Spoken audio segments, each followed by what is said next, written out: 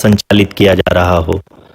Mission के निश्चितता और अनिश्चितता के बीच बहुत ही महीन अंतर होता है, जिससे कि एक मिशन सफल या असफल होता है। लेकिन ना हम थके ना हम हारे। हमने अपनी पिछली कमियों को सुधारते हुए आज पूरी तरह से आश्वस्त किया है कि लैंडर मॉड्यूल निश्चित तौर पे चंद्रमा की सतह पर सेफ और सॉफ्ट लैंडिंग करेगा। सभी दर्शकों की जानकारी के लिए अब हम इसरो के अब तक के सभी लूनर मिशंस की संक्षिप्त विवरण प्रस्तुत करेंगे।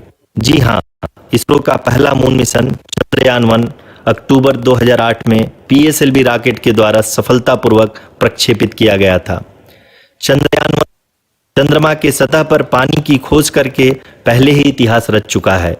यही कारण है कि आजकल विश्व के तमाम अंतरिक्ष वैज्ञानिक और स्पेस एजेंसियां चंद्रमा को और करीब से जानने के लिए उत्सुक दिख रही हैं।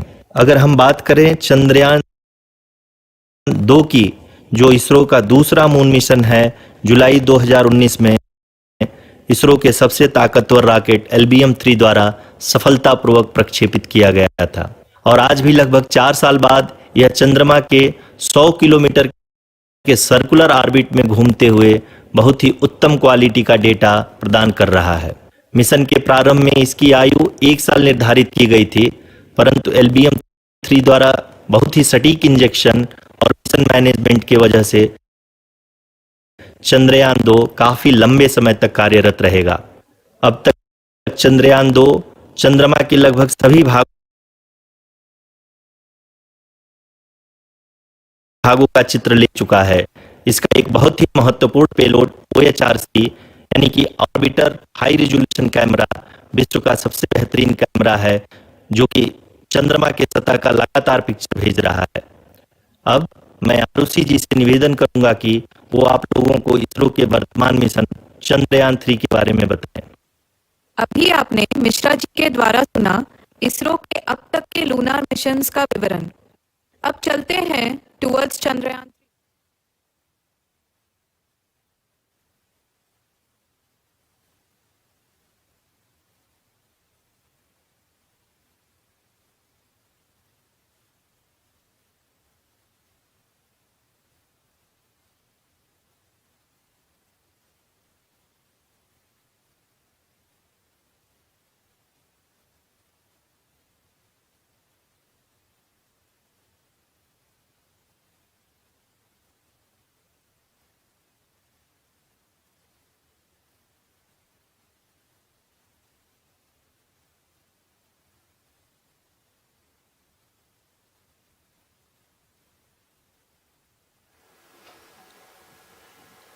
नमस्कार। इसरो के इस महाअभियान से जुड़ने के लिए आप सादर आमंत्रित हैं। मैं पद्मदेव मिश्रा अपने को होस्ट श्रीमती आरुषि सेठ के साथ आप सभी को और देश विदेश से जुड़े सभी दर्शकों का हार्दिक अभिनंदन और स्वागत करता हूं। 23 अगस्त 2023 आज की शाम इसरो के वैज्ञानिकों और सभी अंतरिक्ष वैज्ञानिकों के साथ लैंडर मॉड्यूल को चंद्रमा के सतह पर उतरने के ऐतिहासिक पलों को देखने के लिए तैयार और उत्सुक हैं। जी हाँ, इसरो के गौरवपूर्ण इतिहास में एक और अध्याय जुड़ने जा रहा है और आज हम सब लोग इसके साक्षी बनेंगे। आप ये सारे विजुअल्स अपने स्क्रीन पर इसरो के मिशन ऑपरेशन कॉम्प्लेक्स यानी मॉक्स से देख रहे हैं, जो कि बेंगलुरु में स्थित telemetry tracking and command network ISTRAC से प्रसारित किया जा रहा है। ये विजुअल्स आपको पावर डिसेंट के काउंटडाउन और उस पथ को प्रदर्शित कर रहा है जिस पे चलकर लैंडर आज चंद्रमा के साउथ पोल पे सेफ और सॉफ्ट लैंडिंग करेगा। आपको ध्यान दिला दूं, इस समय हम लोग पावर डिसेंट शुरू होने से लगभग 22 मिनट दूर हैं। जो दर्शक थोड़ी देर से जुड़े हैं उनकी जानकारी के लिए बता दें, आप लोग इस ऐतिहासिक पल को इसरो के ऑफिशियल वेबसाइट, फेसबुक, ट्विटर और यूट्यूब पे भी देख सकते हैं। Honorable dignitaries, delegates, scientists, media personnel, and dear viewers, a very good evening to all of you. We at ISRO welcome you to the live coverage of India's prestigious Chandrayaan-3 mission's landing event on the lunar surface. These are the visuals from Mission Operation Complex at ISRO's Telemetry Tracking and Command Network, ISTRAC, situated in Namma, Bengaluru, Karnataka. I, Arushi Seth, and my colleague, Dr. Padamdeo Mishra, are your hosts for the evening and shall accompany you on the journey of the landing event from powered descent start to touchdown. Today, we shall be witnessing the final phase of the critical and most technologically challenging mission operations of Chandrayaan-3, wherein the lander module will be making a safe and soft landing on the surface of the moon. These display screens show the countdown to the power descent start as well as the path that will be followed by the lander module.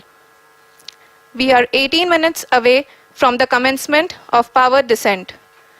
India is at the brink of creating history as we all await with bated breath to witness the landing on Moon's south polar region.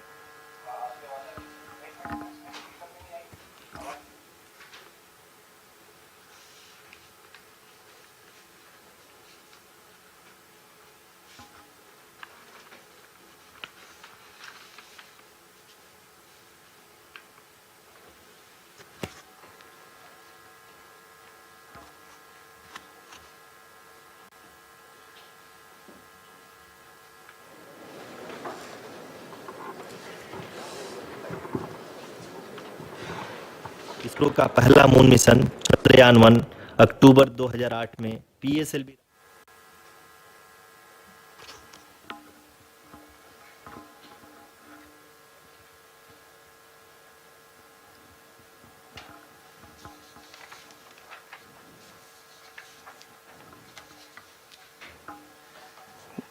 धन्यवाद Arushi.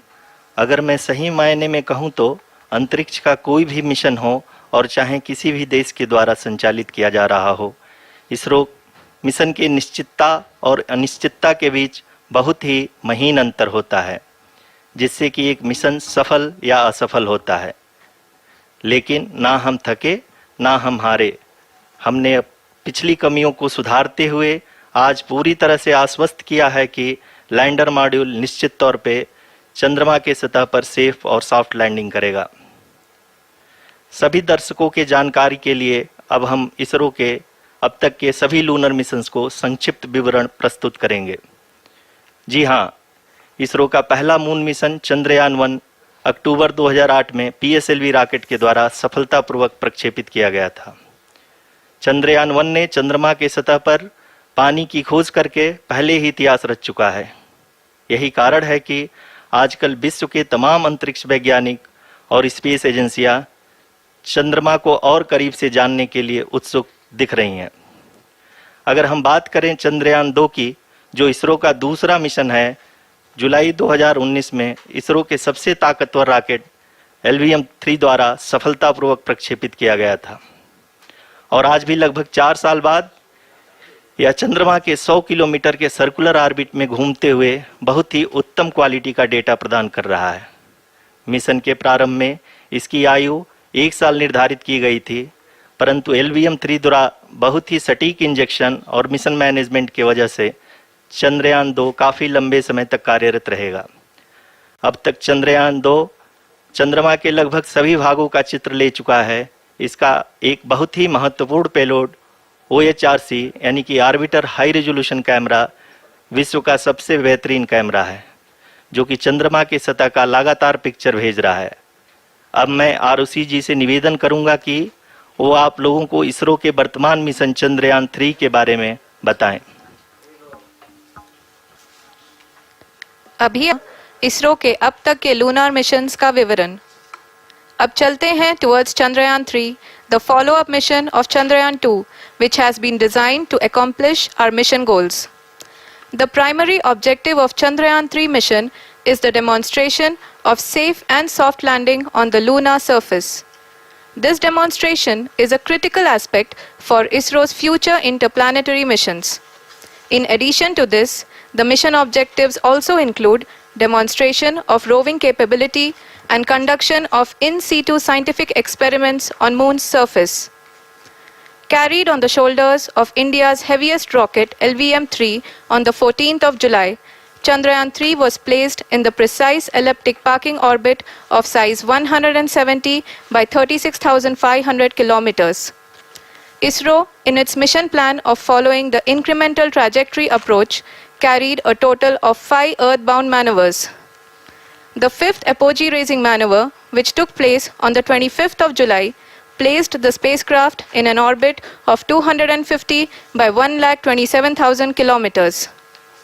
At the early hours of 1st August, the translunar injection was carried out, after which the composite module began the final leg of its long journey of nearly 3,84,000 kilometers for its rendezvous with the Moon.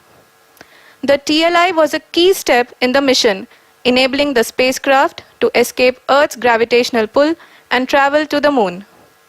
An orbit of 288 by 3,69,328 kilometers was achieved at the end of the translunar injection.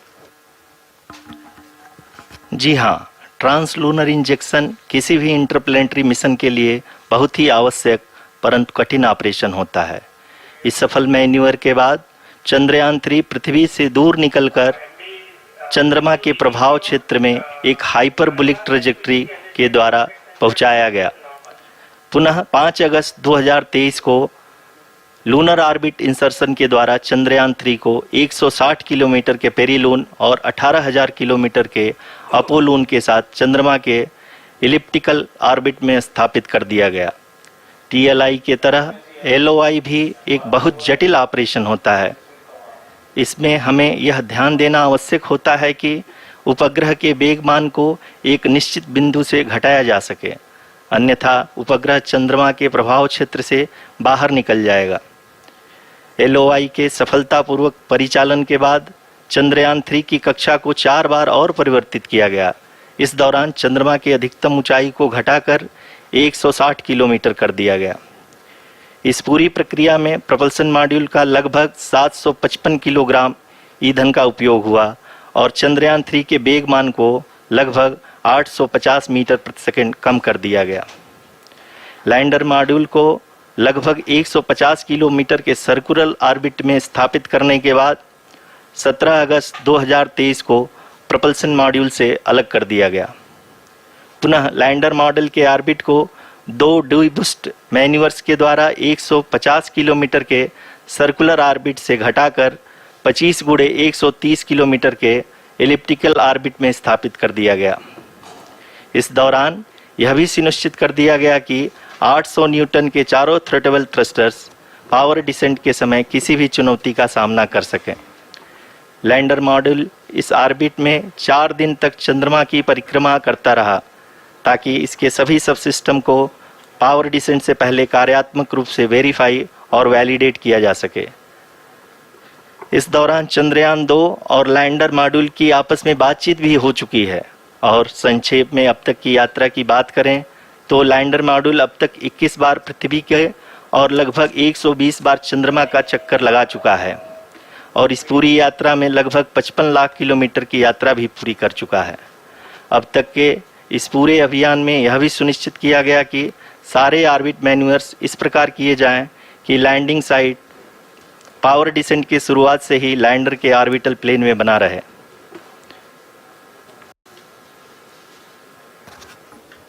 Make it further that is true indeed. We have arrived at the crucial juncture wherein the orbit plane contains the desired landing site at the start of powered descent. We are also happy to announce that live images from the Chandrayaan-3 lander imager camera is being received continuously. The demonstration of soft landing on the moon's surface is no ordinary feat due to the innumerable challenges and complexities involved. The lander velocity has to be killed from nearly 6,048 kilometers per hour without any aid from the thin and tenuous moon's atmosphere. The lunar dust at the time of landing and the craters and boulders scattered over the moon's surface make it further complicated to achieve this. The new and improved Chandrayaan-3 design has been built after envisaging all the scenarios which the lander module can encounter. With several software improvements, provision for full-level redundancies, a plethora of special tests, namely the integrated hot test, integrated cold test, and lander leg drop tests were carried out for the lander module. The success of these tests has provided great confidence in the performance of all the onboard sensors, propulsion system, and associated guidance, control, and navigation algorithms. The key findings during the tests have enabled to improve the overall system performance. The largely unexplored south pole of the moon has been chosen as the intended landing site since there is a possibility of finding ice and other minerals which would be vital resources for future explorers. Apart from continuing investigations pioneered by Chandrayaan-1 and Chandrayaan-2, the Chandrayaan-3 mission will also provide invaluable data to the science community around the world. Let us give our viewers a glimpse on the configuration of Chandrayaan-3 mission.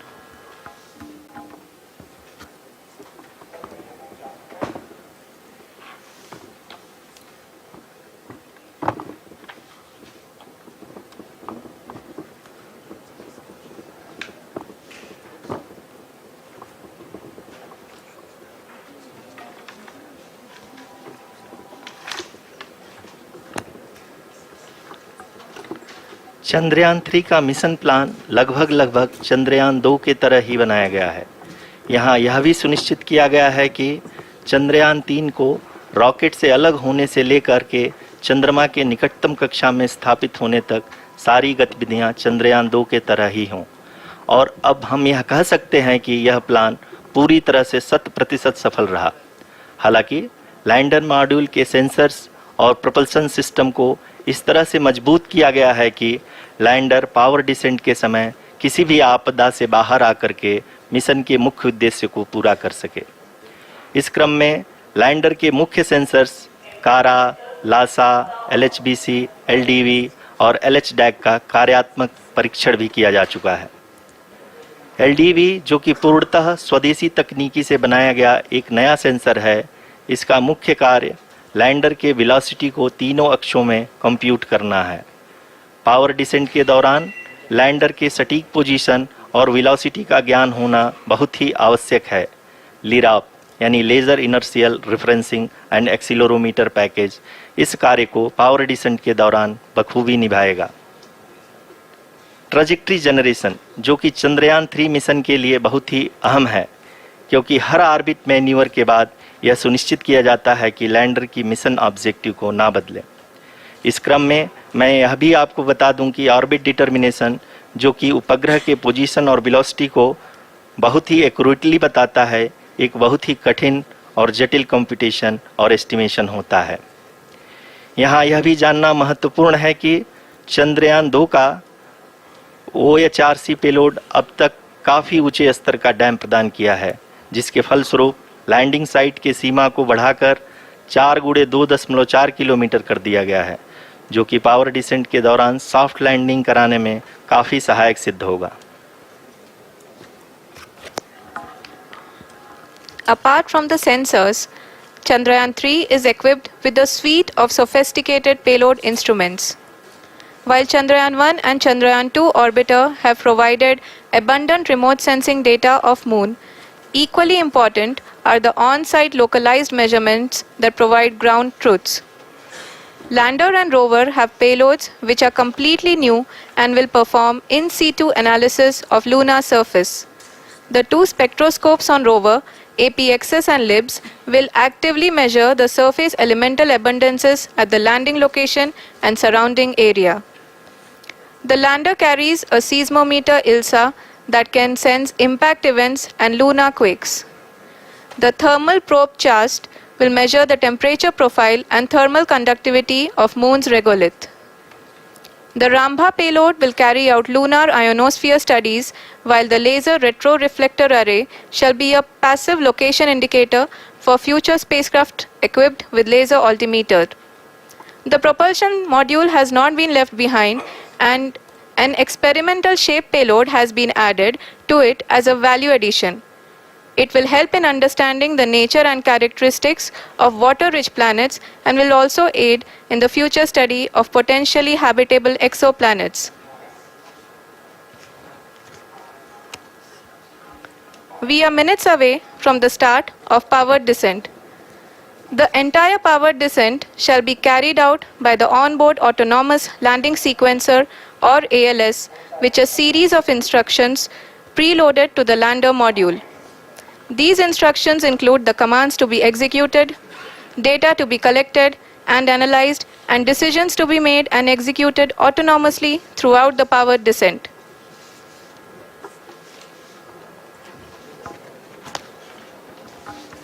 जी हाँ, अब हम power descent के बहुत ही करीब आ चुके हैं। हम आपको बताते चलें कि पावर डिसेंट को कुल 4 चरणों में बांटा गया है।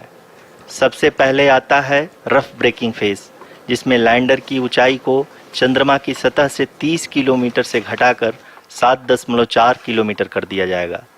इस पूरी प्रक्रिया को पूरा करने में लगभग 11.5 मिनट लगेगा और इसका समानांतर वेग 1680 मीटर प्रति सेकंड से घटाकर 358 मीटर प्रति सेकंड हो जाएगा। We have continuous flow of lander telemetry data from ISRO's Deep Space Network IDSN-32 located in Belalu, Bengaluru. The data is being acquired real time by station and is flown to the Mission Operation Complex through our communication links. In addition to it, we also have support from ESA and JPL DSN stations. There will be no ground intervention once the ALS takes charge. The preparation for today's event had started 48 hours before, wherein various pre-selections and uplinking of parameters for the autonomous landing sequence were carried out. The whole descent is divided into 4 phases: the rough braking phase, the attitude hold phase, fine braking phase, and the local navigation phase or the terminal descent phase.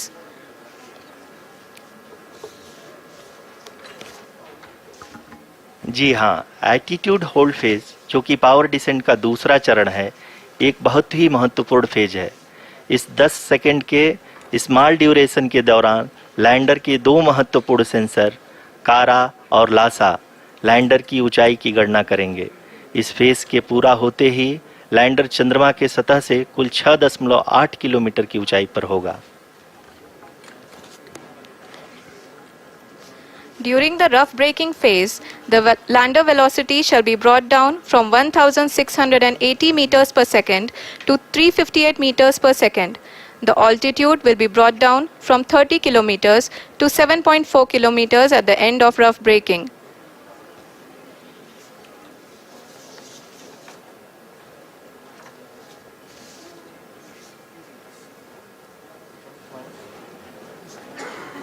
Currently, we can see the scientists are analyzing the lander data.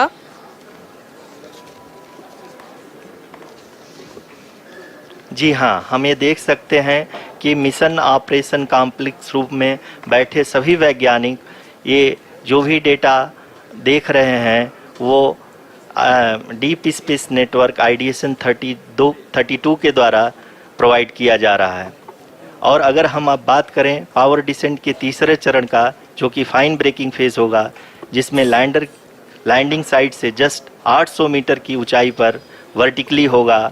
इस चरण को पूरा होने में लगभग 3 minute लगेंगे और इस चरण के पूरा होते ही लैंडर की वेलोसिटी लगभग 0 हो जाएगी। The scientists here at ISTRAC are glued to their systems, analyzing all sorts of complex data. We are very close to the powered descent, to the start of the powered descent phase.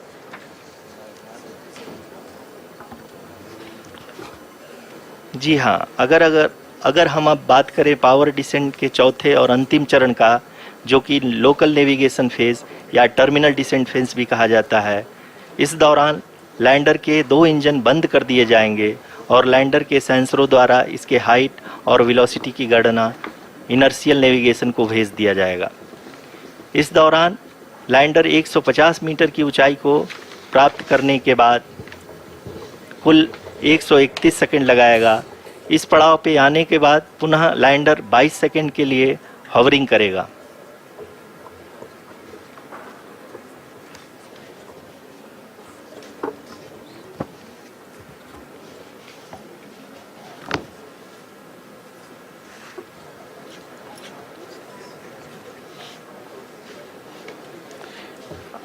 आप इस समय अपने screen पे mission operation complex में बैठे सभी मान्यगणों को देख सकते हैं, जो कि बहुत ही उत्सुकता के साथ टेलीमेट्री डेटा को देख रहे हैं। अभी हम लोग पावर डिसेंट शुरू होने से जस्ट कुछ ही पल दूर हैं।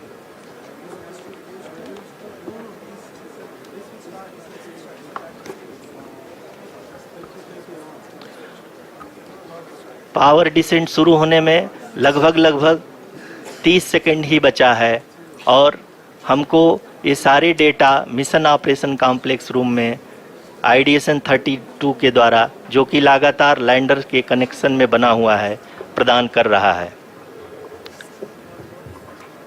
Dear viewers, the pivotal power descent has begun and the lander module is propelling towards the moon's surface along the intended trajectory.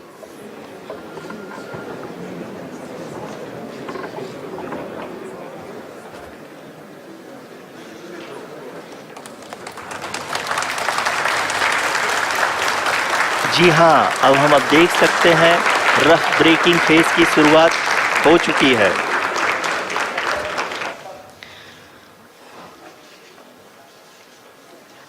During this rough braking phase, the lander velocity shall be brought down from 1680 meters per second to 358 meters per second. The altitude will be brought down from 30 kilometers to 7.4 kilometers at the end of rough braking. All this in the duration of 690 seconds or 11.5 minutes. Currently, the Laser Inertial Reference and Accelerometer package (LIRAP) is aiding in the navigation. जी हाँ, अभी आप अपनी screen पे देख सकते हैं कि lander अब तक कुल 191 किलोमीटर हॉरिजेंटल दिशा में चल चुका है और अभी तक इसकी वेलोसिटी लगभग 31 किलोमीटर बनी हुई है।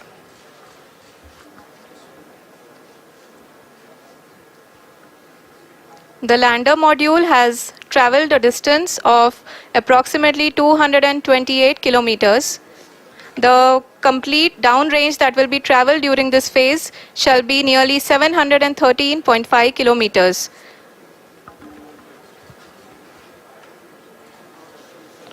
जी हाँ, कुल 745 किलोमीटर के इस रफ ब्रेकिंग फेज में आप देख सकते हैं कि हम लोग लगभग अपनी यात्रा 20% कंप्लीट कर चुके हैं।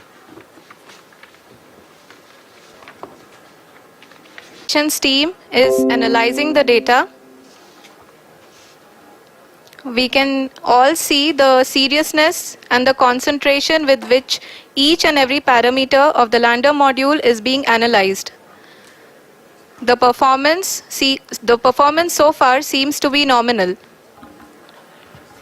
जी आरुषि, चूंकि एएलएस एक्टिवेट किया जा चुका है, इसलिए ग्राउंड से कोई कमांडिंग नहीं की जा रही है। इस दौरान आपके स्क्रीन पे सारे डेटा इसरो के डीप स्पेस नेटवर्क से रियल टाइम में आ रहे हैं। इस मिशन में सेकेंड और थर्ड ऑर्डर गाइडेंस पॉलिनोमियल का प्रयोग हुआ है, जो कि इनर्शियल थ्रस्ट और एंगल के हमेशा सुनिश्चित करेगा। During the entire descent, there is no ground intervention as the ALS has taken charge. The preparation for today's event had started nearly 48 hours before, wherein various pre-selections and uplinking of parameters were done. We can see that the vertical velocity of the lander module has been brought down. It is continuously coming down. And the ALS had already been initiated 1 hour before the scheduled time of the power descent start. Following this, the throttleable engine electronics module, the TECM, was switched on and lander was oriented to the favorable attitude. जी हाँ, आप अपनी screen पे देख सकते हैं कि lander module, जिसकी शुरुआत में वेलोसिटी 1680 मीटर पर सेकंड थी, लगभग 1150 मीटर पर सेकंड हो चुकी है, जो कि एक बहुत ही मैजेस्टिक शुरुआत कही जा सकती है इस रफ ब्रेकिंग फेज के लिए।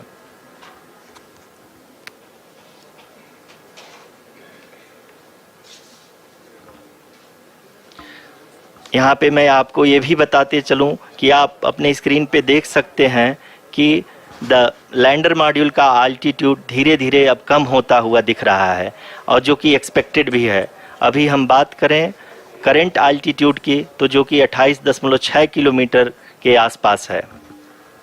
आप स्क्रीन पर ये भी देख सकते हैं Chandrayaan 3 lander imager display. The lander imager is continuously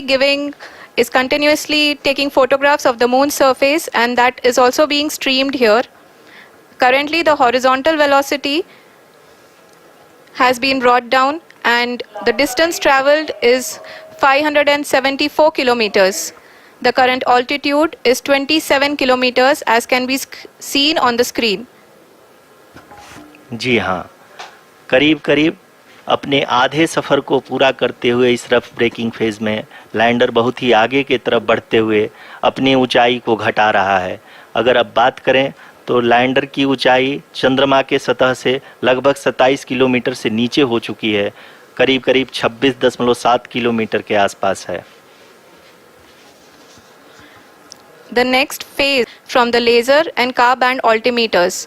Currently we are in the middle of the rough braking phase.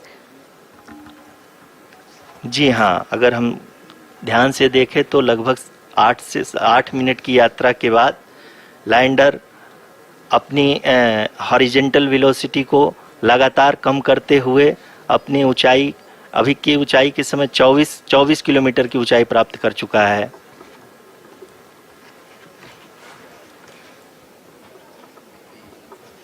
अब तक के आंकड़े को देखते हुए हम कह सकते हैं कि लैंडिंग पूरी तरह से नॉमिनल है। यहाँ पर हम देख सकते हैं कि हॉरिजेंटल वेलोसिटी लगातार कम होती हुई दिख रही है।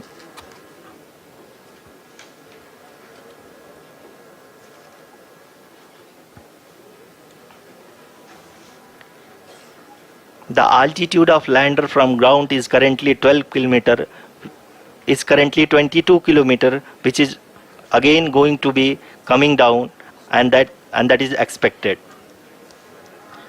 For the viewers who have joined now, we are in the powered descent phase, and we are in the rough braking phase, which is the first phase of the powered descent.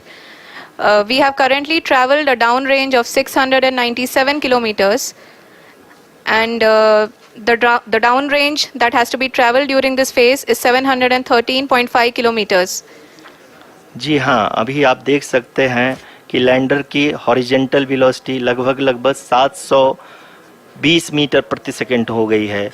लगभग हम ये कह सकते हैं कि 900 metre प्रति second velocity को कम किया जा चुका है।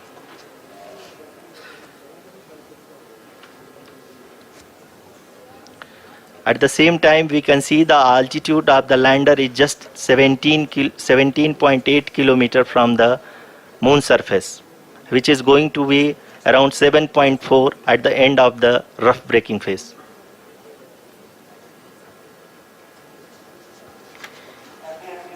इस फेज के बाद हम जाएंगे towards the attitude hold phase,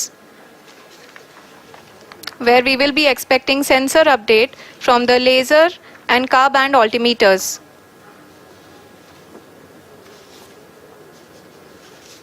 We can see the visualization of the lander module moving towards the moon's surface.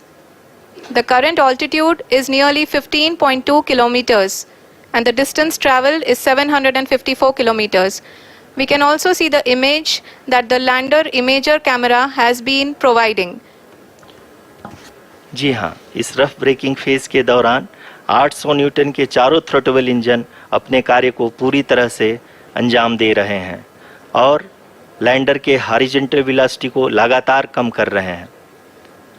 अब तक लैंडर लगभग अपने 75 से 80% की यात्रा को पूरा कर चुका है।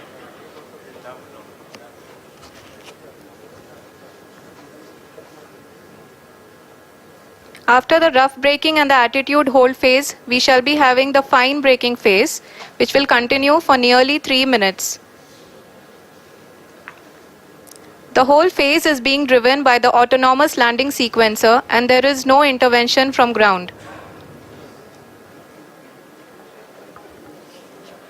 जी हाँ आरुषि, अभी आप अपनी स्क्रीन पे देख सकती हैं कि जो करंट आल्टीट्यूड है चंद्रमा के सतह से लगभग 10 किलोमीटर के आसपास है। जी हाँ, हम अपने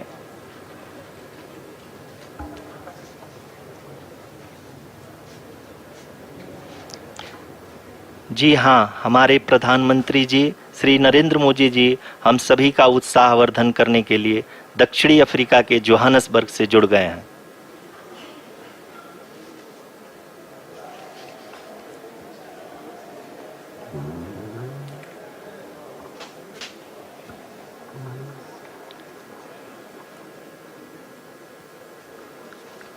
Yes, we are privileged to have with us Honorable Prime Minister of India, Shri Narendra Modi ji, who has joined us from South Africa's Johannesburg to encourage us.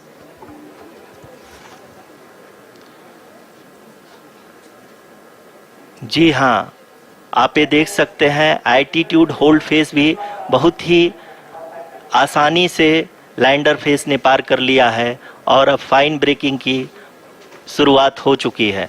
अभी हम ये देख सकते हैं कि लैंडर की ऊंचाई लगभग 5.6 किलोमीटर है, जो कि इस फेस के उपरांत लगभग 800 मीटर हो जाएगी।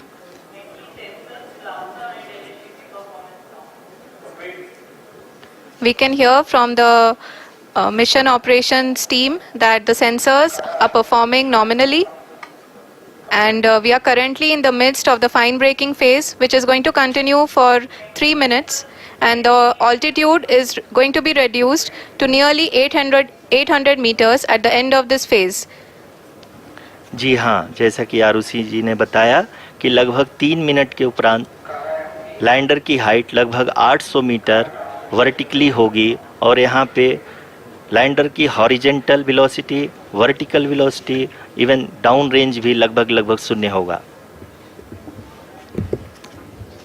We can see the visual of the lander module, and we can see that the down range traveled is nearly 831 kilometers.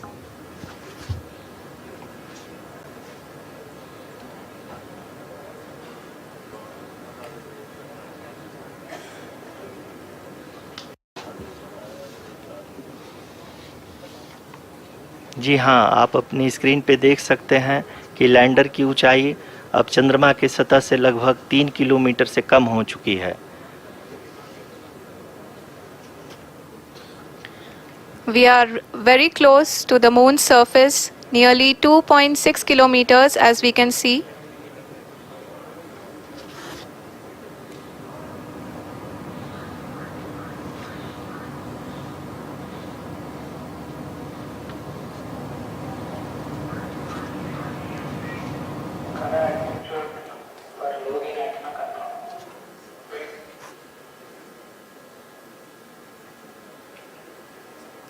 जी हाँ, अभी आप देख सकते हैं कि लैंडर की ऊंचाई लगभग 1 किलोमीटर के आसपास है।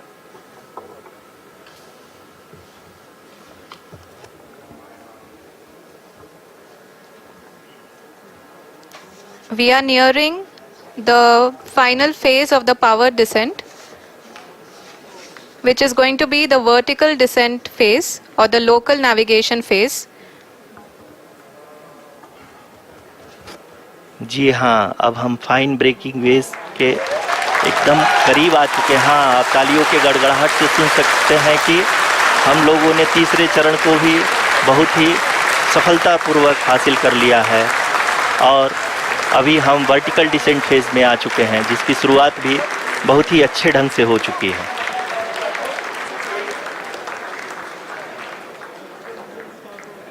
Lot of applause indicates that till now the performance has been nominal. We are in the vertical descent phase 1.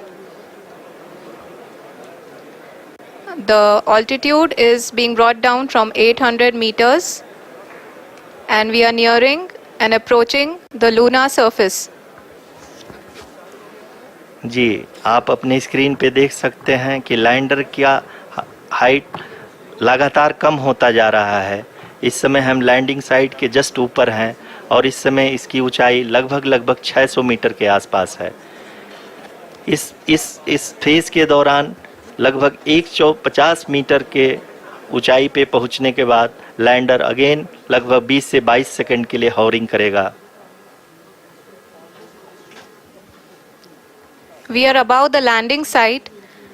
The horizontal as well as the vertical velocity is now being constantly reduced. And the lander module has begun its descent towards the landing site.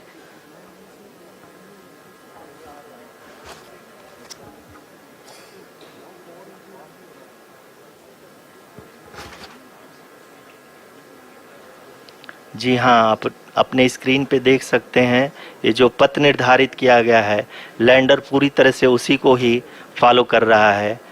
इस समय हम लगभग 200 metre की height से भी कम आ चुके हैं।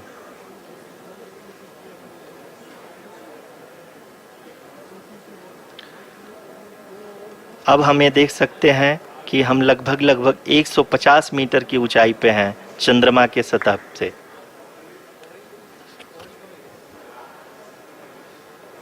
We are approaching the vertical descent phase 2, which will have the lander module hovering at nearly 150 meters above the lunar surface. जी हाँ, आप इस तालियों के गड़गड़ाहट को सुन सकते हैं जो कि सेकंड हाइवरिक फेज के कंप्लीट होने के बाद इन सारे वैज्ञानिकों के द्वारा की जा रही है।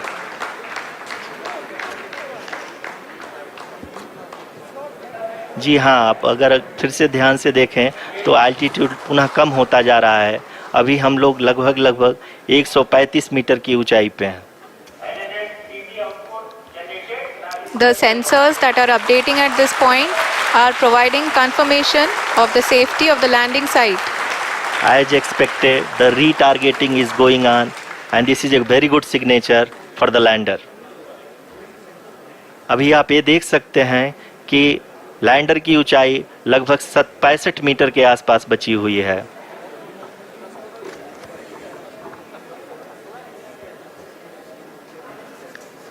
Currently, only 2 engines are now being fired, and we are nearly at zero velocity, vertical and horizontal. We were hovering, and now we are approaching the moon's surface. धीरे धीरे लैंडर की वेगमान को कम किया जा रहा है और हम अब लगभग 50 मीटर से भी कम आ चुके हैं। We can see the Honorable Prime Minister, Shri Narendra Modi ji, who is here to encourage us, and he is critically looking at the visuals.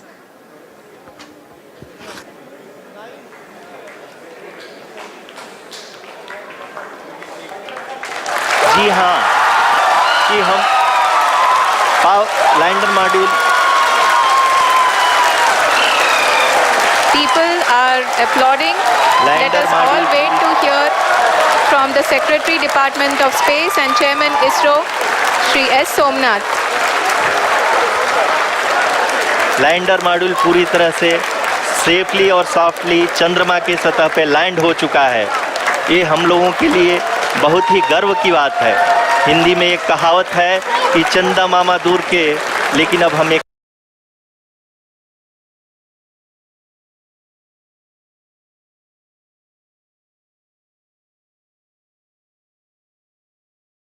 कह सकते हैं कि चंदा मामा अपने घर के। बहुत ही उम्दा. The hard work of the entire ISRO community has come to fruition.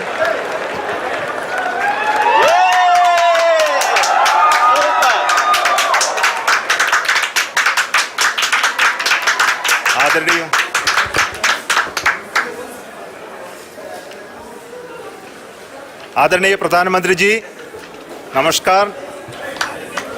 Sir, we have achieved soft landing on the moon. India is on the moon. Sir, I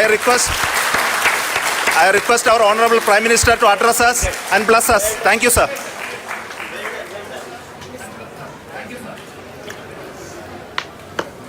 मेरे प्यारे परिवारजनों, जब हम अपनी आंखों के सामने ऐसा इतिहास बनते हुए देखते हैं तो जीवन धन्य हो जाता है। ऐसी ऐतिहासिक घटनाएं राष्ट्र जीवन की चिरंजीव चेतना बन जाती है। ये पल अविस्मरणीय है। ये क्षण अभूतपूर्व है। ये क्षण विकसित भारत के शंखनाद का है। ये क्षण नए भारत के जयघोष का है। ये क्षण मुश्किलों के महासागर को पार करने का है। ये क्षण जीत के चंद्र पथ पर चलने का है। ये क्षण 140 करोड़ धड़कनों के सामर्थ्य का है। ये क्षण भारत में नई ऊर्जा, नया विश्वास, नई चेतना का है। ये क्षण भारत के उदयमान भाग्य के आह्वान का है। अमृत काल की प्रथम प्रभा में सफलता की यह अमृत वर्षा हुई है। हमने धरती पर संकल्प लिया और चांद पर उसे साकार किया। और हमारे वैज्ञानिक साथियों ने भी कहा, India is now on the moon. आज हम अंतरिक्ष में नए भारत की नई उड़ान के साक्षी बने हैं। साथियों, मैं इस समय ब्रिक्स समिट में हिस्सा लेने के लिए दक्षिण अफ्रीका में हूं, लेकिन हर देशवासी की तरह मेरा मन चंद्रयान महाअभियान पर भी था। नया इतिहास बनते ही हर भारतीय जश्न में डूब गया है। हर घर में उत्सव शुरू हो गया है। हृदय से मैं भी अपने देशवासियों के साथ, अपने परिवारजनों के साथ इस उमंग और उल्लास से जुड़ा हुआ हूं। मैं टीम चंद्रयान को, इसरो को और देश के सभी वैज्ञानिकों को जी जान से बहुत बहुत बधाई देता हूं, जिन्होंने इस पल के लिए वर्षों तक इतना परिश्रम किया है।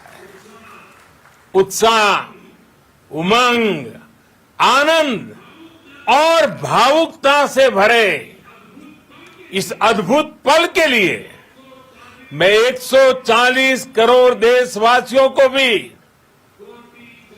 कोटि कोटि बधाइयां देता हूं।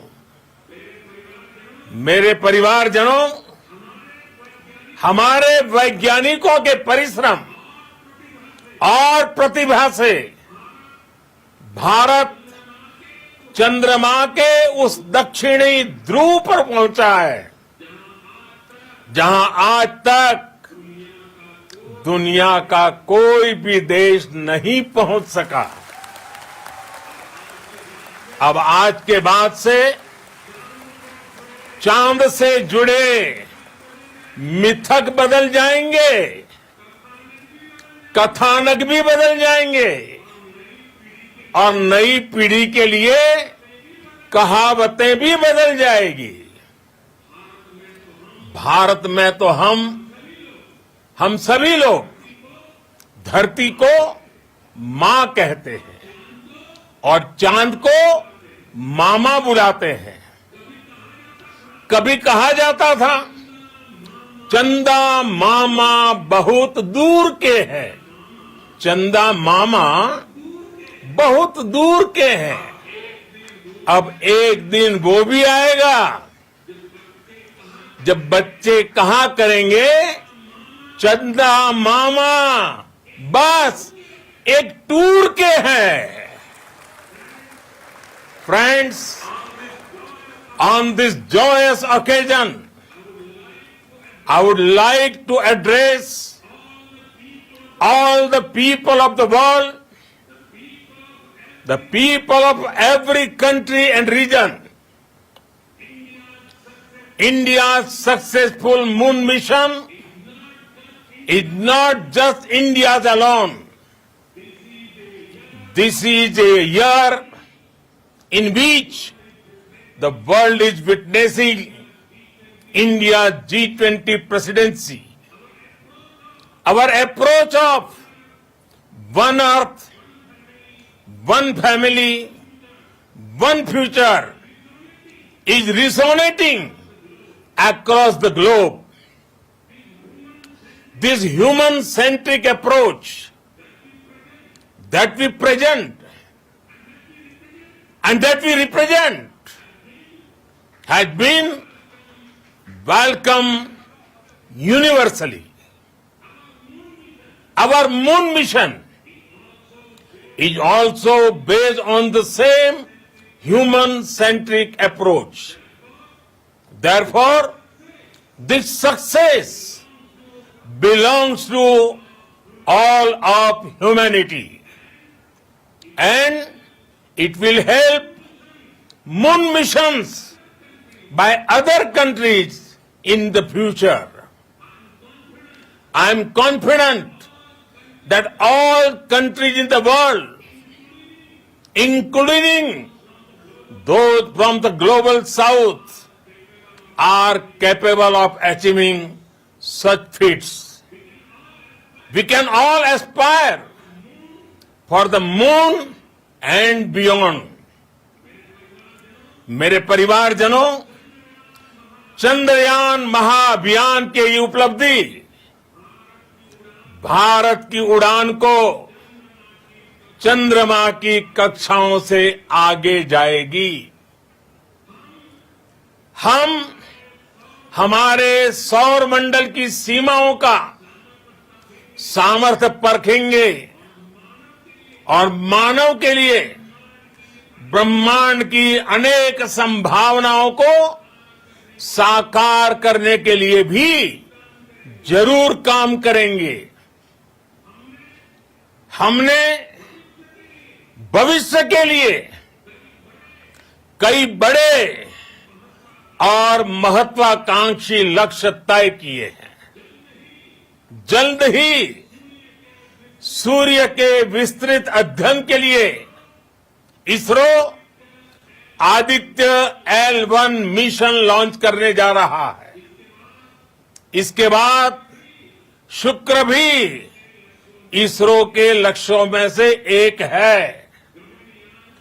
गगनयान के जरिए देश अपने पहले ह्यूमन स्पेस फ्लाइट मिशन के लिए भी पूरी तैयारी के साथ जुटा है। भारत बार बार ये साबित कर रहा है कि sky is not the limit. साथियों, साइंस और टेक्नोलॉजी देश के उज्जवल भविष्य का आधार है। इसलिए आज के इस दिन को देश हमेशा हमेशा के लिए याद रखेगा। यह दिन हम सभी को एक उज्जवल भविष्य की ओर बढ़ने के लिए प्रेरित करेगा। ये दिन हमें अपने संकल्पों की सिद्धि का रास्ता दिखाएगा। ये दिन इस बात का प्रतीक है कि हार से सबक लेकर जीत कैसे हासिल की जाती है। एक बार फिर देश के सभी वैज्ञानिकों को बहुत बहुत बधाई और भविष्य के मिशन के लिए ढेरों शुभकामनाएं। बहुत बहुत धन्यवाद।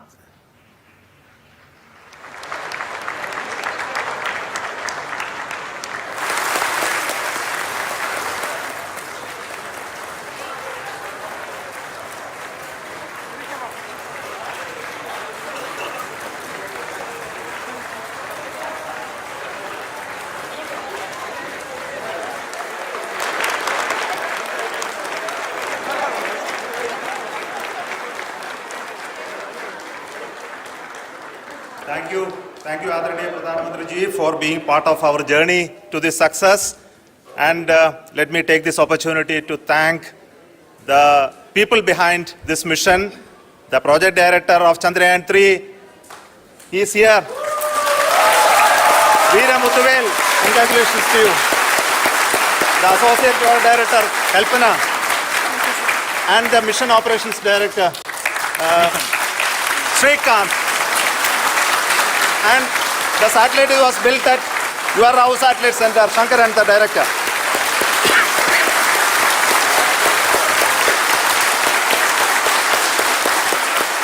Thank you, sir. Hello.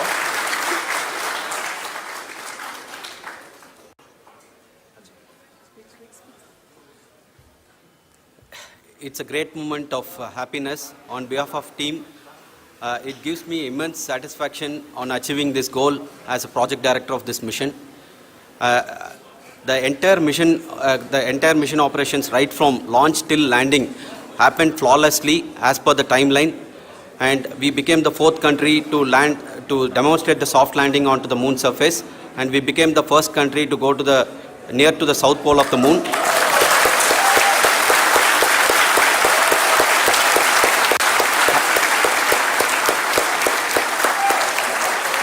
I take this opportunity to thank navigation, guidance and control team, propulsion team, sensors team and all the mainframe subsystems team who have brought success to this mission.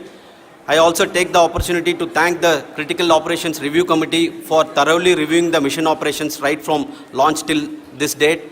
The target was on spot because of the review process. I also thank the ISRO higher management, right from Chairman ISRO, Director URSC and all the center directors and higher ISRO officials. And finally, my thanks to the Chandrayaan-3 project executives spread across the ISRO centers. Thank you.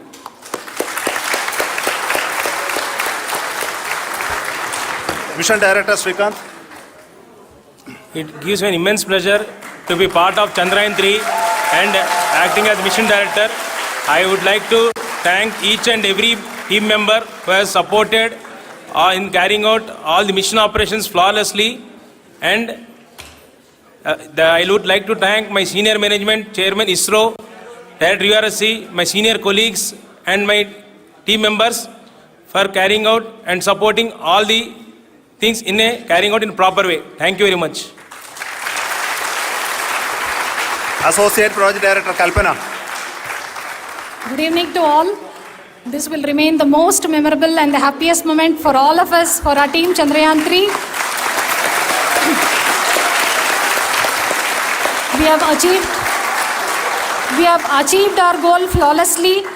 From the day we started rebuilding our spacecraft after Chandrayaan-2 experience, it has been breathe in, breathe out Chandrayaan-3 for our team. And starting from the reconfiguration to all the special tests and the simulations we have conducted meticulously, and this has been possible only because of our immense effort from our Chandrayaan-3 team, and of course with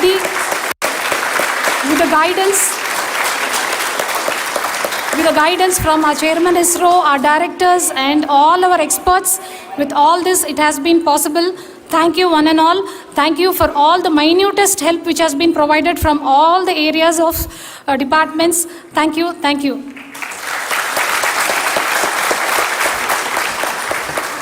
Now, Chandrayaan-3 is a result of the work done by thousands of scientists, engineers, our staff and industries and support team across ISRO and other places, other institutions. And Shankaran has been the lead of the center which integrated all of these efforts in the last so many years. So I request him to speak on behalf of all of you.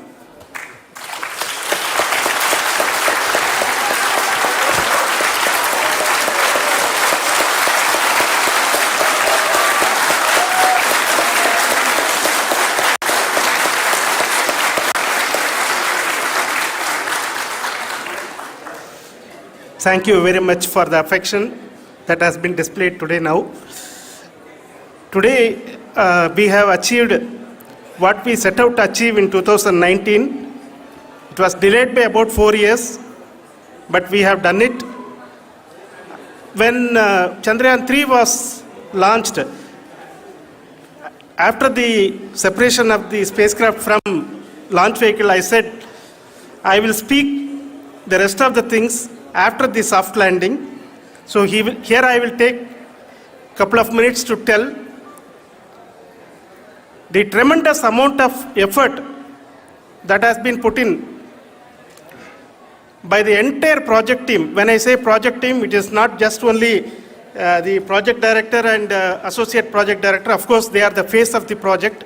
They have been living, sleeping, eating, breathing Chandrayaan for the last 4 years. They have been supported by such a large number of people, particularly in the navigation, guidance and control area, propulsion system. This area, the amount of effort that has been put by people, the number of simulations, the number of reviews they have gone through, the amount of criticism they faced and overcome that, it is as a person who has been watching this for the last 4 years along with them, my heart goes out for them. The amount of effort is tremendous. That is what ISRO is all about. That is what our organization has taught us to do. Now today this success has put us even more higher responsibility, as the Honorable Prime Minister was telling, because we have set the bar now so high. Nothing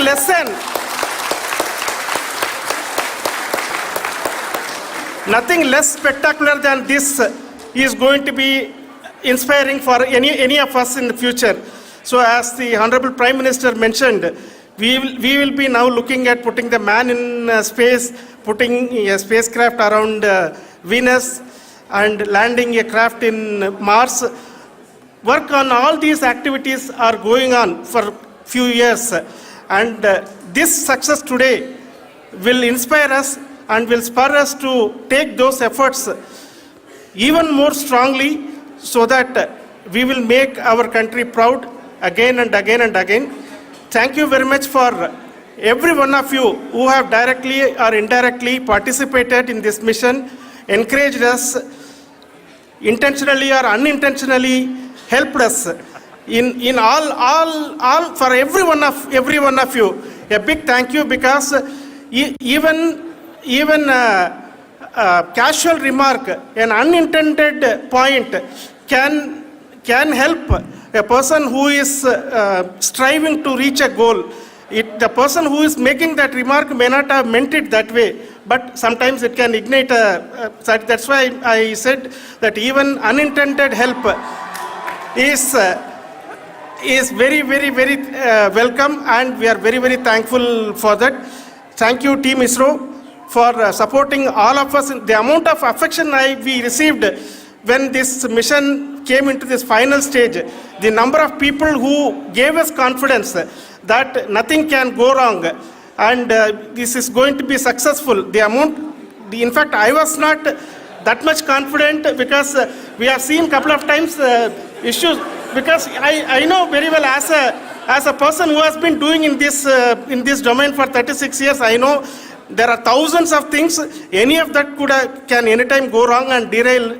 But so many of the people, because that I only see as the reflection of the effort we have put, that people are so happy to see this effort and they want us to succeed. It is not that they know that we are going to succeed. The people want us to succeed. So thank you very much for everyone for your love and affection. We will continue to to do our best and make our flag fly, ISRO's as well as India's flag fly high. Thank you very much.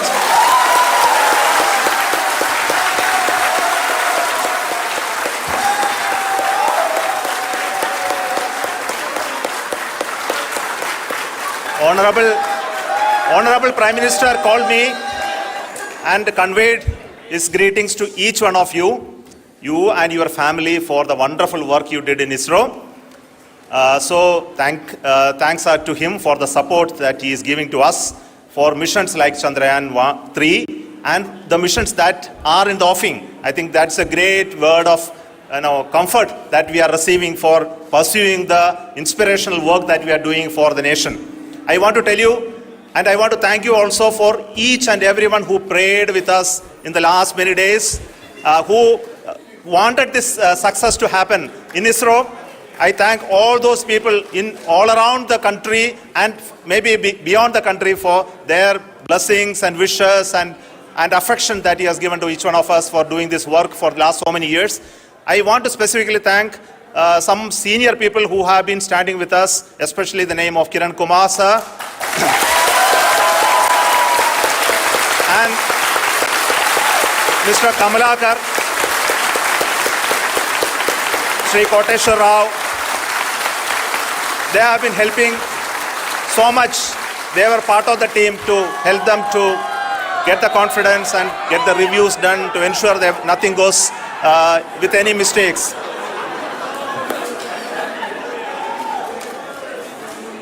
And of course, this is not the work of us alone. This is a work of a generation of ISRO leadership and ISRO scientists. And this is a journey we started in Chandrayaan 1, continued in Chandrayaan 2, and Chandrayaan 2 craft is still working and doing a lot of communication work with us. And all the team that contributed to building Chandrayaan 1 and Chandrayaan 2 should be remembered and thanked while we celebrate Chandrayaan 3. And this is an incremental progress and definitely a great, huge one it is. And thank you so much for all the support and work that you have done. Thank you.